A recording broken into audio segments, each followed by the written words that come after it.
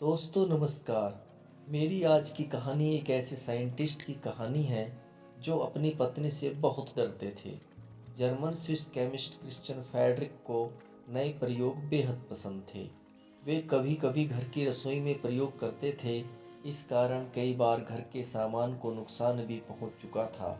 उनकी पत्नी जब देखती कि घर के कीमती सामान को नुकसान पहुंच रहा है तो क्रोधित होकर बोलती, इतना तो आप कमाते भी नहीं हैं जितना आलतू फालतू के काम करके गंवा देते हैं, और साथ ही घर के सामान का नुकसान करते हैं सो अलग।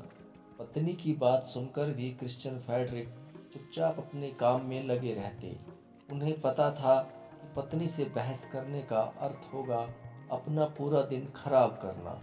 वे जानते थे कि उनकी पत्नी सही थी, लेकिन वह भी क्या करते।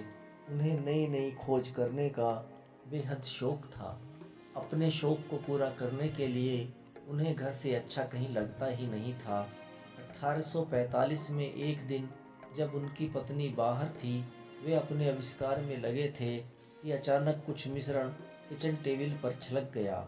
यह देखते ही क्रिश्चियन फ्रेडरिक की सांस अटक गई कि अब पत्नी की डांट से बचना नामुमकिन है। उन्होंने तुरंत एक कॉटन की एप्रन उठाई, टेबल पर चल द्रव को साफ किया और एप्रन को आग के पास सूखने के लिए टांग दिया।